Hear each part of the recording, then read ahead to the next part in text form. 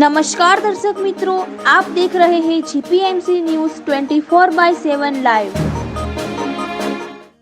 ભારતીય કિસાન સંઘ સાબરકાંઠા જિલ્લાની માસિક મીટિંગ બલરામ ભવન હિંમતનગર ખાતે મળી। આજરોજ ભારતીય કિસાન સંઘ સાબરકાંઠાના 7 તાલુકાઓના પ્રમુખ મંત્રી અને પ્રતિનિધિ મંડળ સાથે જિલ્લા કારોબારી સાથે જિલ્લાના પ્રમુખ શ્રી ઈશ્વરભાઈ છગનભાઈ પટેલના પ્રમુખ સ્થાને બલરામ ભવન હિંમતનગર ખાતે મળી, જેમાં પ્રદેશ પ્રતિનિધિ સભ્ય શ્રી અમૃતભાઈ પટેલની નિયુક્તિ થતા સન્માન કરેલ। તેમજ આ મીટિંગમાં પ્રદેશ પ્રતિનિધિ શ્રી અમૃતભાઈએ તમામ ખેડૂતોને ડીએલઆરના પ્રશ્નો અંગે સિંચાઈના પ્રશ્નો અને સંગઠન વિશે ભાર મૂકેલ। તેમજ હાલમાં સરકારશ્રી મારફતે ખરીદાતી મગફળી અને સોયાબીન માટે તમામ સેન્ટર ઉપર તમામ તાલુકાના પ્રતિનિધિઓ પાસે રિપોર્ટ લીધેલ હતો। તેમજ આગામી દિવસોમાં રવિ પાકના ઘઉં, ચણા અને રાયડાના પાકનું પાણી પત્રક કરાવી તમામને સરકારશ્રી ખરીદ કરવા માટે તમામને સત્વરે ઓનલાઈન રજીસ્ટ્રેશન કરાવવા પર ભાર મૂકેલ હતો। આ પ્રસંગે મીટિંગનું સંચાલન જિલ્લા મંત્રી શ્રી કિશોરભાઈ પટેલે કરેલું હતું। वंदे मातरम, भारत माता की जय। रिपोर्टर दिनेश भाई पी पटेल, 4 तालुका मंत्री श्री जीपीएमसी न्यूज़ 24/7 लाइव।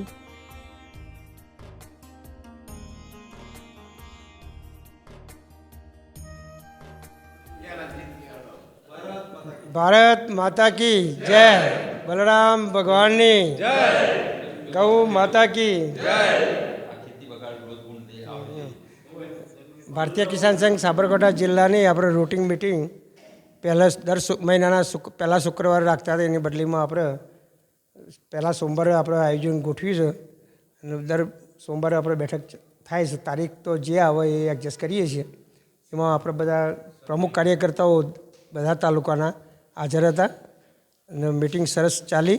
જે એજન્ડા પ્રમાણે જે તે માહિતી માગી હતી આપણે તાલુકાઓ મળી એ પ્રમાણે પ્રમુખ કાર્યકર્તાઓ વૃત્ત આપ્યું આપણને, એ પ્રમાણે આપણે મીટિંગ ચલાવી। હવે મીટિંગની અંદર એવી રજૂઆત આવી કે ભાઈ રીસર્વેનો પ્રશ્ન મોટો વિકટ પ્રશ્ન છે, તો રીસર્વે કેટલો વર્ષ થઈ ગયો, જ્યાં સુધી સરકાર પરિપત્ર મોકલે છે લંબાવવાનો, મુદત વધારે અરજીઓ કરે, ખેડૂત અરજીઓ કરીને થાકી ગયા। વરાની ખેડૂત ઓછામાં ઓછી 3 અરજીઓ ખેડૂત કરતો હા, એ પ્રમાણે આપણે સરકાર પર નિર્ણય લેવડાવ્યો। સરકારે જાહેરાત કરી, પરિપત્ર એ કર્યો, નેચર અધિકારીઓ કોમ કરવા માટે સંમત નથી એવું રિઝલ્ટ મળે છે। ખેડૂતોને કાર્યકર્તાઓ મિટિંગની અંદર રજૂઆત કરી અનુસંધાનમાં જોવા જઈએ તો ખરેખર નિકાલ થઈ જવું છે ઝપટથી। કોઈપણ સંજોગે ખેડૂતને આજે લોન લેવી હોય, સરકારી સ્કીમો લેવી હોય, એવું બધું કરવું હોય તો એ ખેડૂત ઊભો થઈ જાય છે તેઓ અત્યારે। બીજી વળી રજૂઆત એવી આવી કે ગૌચરની જમીનો સાઈડોમાં છે જે તે તાલુકાઓની અંદર, એ ગૌચરોની જમીનો અત્યારે ખેડૂતોના નોમો થઈ ગયેલી છે। એટલી સરકારના ડીએલઆર વિભાગે ભૂલ કરેલી છે રીસર્વેમાં કે ગૌચરની જમીનો ખેડૂતોના નોમો થઈ ગઈ છે। ખેડૂત આજે એટલો બધો દીધામાં છે કે ન પૂછો વાત, અમુક ખેડૂતો તો વેચવા મળ્યા છે। જ્યારે કિંમત આવી રોડ ઉપર આવી જાય જમીન ગૌચરની એટલે વેચવા મળ્યા છે। અને કદાચ પુરાવા જોઈતા હોય તો અમે આપીશું, પણ આટલી બધી જો ડીએલઆરની ઓફિસ કે કર્મચારીઓ જો ભૂલ કરતા હોય તો કેટલું અંધારું ગણાય। બીજા નંબરમાં મગફળીની સિઝનમાં રવિ સિઝનનું આવ્યું પાક, ઘઉં રજીસ્ટ્રેશન કરવાના હાથે હાથે ઘઉંનું રજીસ્ટ્રેશન થાય, એના હાથે ચણાનું થાય, રાયડાનું થાય, તમામ રવિ પાકમાં જે પણ ઉત્પાદન થતું હોય ખેડૂતોના ખેતરોમાંથી એનું રજીસ્ટ્રેશન એક હાથે ચાલુ કરવું દેવું જોઈએ।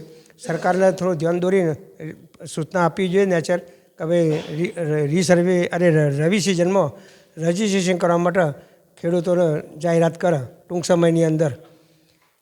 ના ભૂંડ રોજનો જબરજસ્ત રજૂઆત આવી જિલ્લાની બેઠકમાં કે ખેડબ્રહ્મા છે, વિજયનગર છે, જે કંઈ તાલુકા બીજા પોશીના છે, જે ટોટલી બધા તાલુકાની અંદર જોવા જઈએ તો ખેડૂતોને ભેરોણ થાય છે ખેતીની અંદર। એ ભૂંડ રોજ જબરજસ્ત નુકસાન કરે છે અને ભૂંડ રોજ નુકસાન કરે ખેતી પોતાનું બચાવવા માટે ખેડૂત જો સાહસ કરીને જો લાકડી લઈને ખાલી ઊભો રહેલો હોય હેઠળ, એના ઉપર જો હુમલો કરે તો ખેડૂતો મારી નાખે એવી પરિસ્થિતિ ઊભી થતી હોય છે। અને કદાચ જો ભૂંડને કે કોઈ રોજને જો ઠપકો કર્યો હોય તો તરત જ ફોરેસ્ટ ખાતું તાત્કાલિક ખેડૂતને એક્શનમાં લઈને એના ઉપર એફઆઈઆર દાખલ કરે છે અને ખેડૂત પાસે ખોટા પૈસા ભરાવડાવે છે। એ આ ધંધો કેના આગળનો, એટલે થોડું સરકારને ચિંતા કરવાની જરૂર છે। ફોરેસ્ટ ખાતાને થોડી સૂચના આપવાની જરૂર છે કે ખરેખર ખેડૂત પરેશાન ના થાય, ખોટા કેસમાં ખેડૂતને નાખીને હેરાન ના થાય, એવી અમારી ભારતીય કિસાન સંઘ સાબરકાંઠા જિલ્લાની વિનંતી છે કે આવું કોઈ દારૂ ના થવું જોઈએ ફોરેસ્ટ ખાતાને, આવું કરવું એ ના જોઈએ।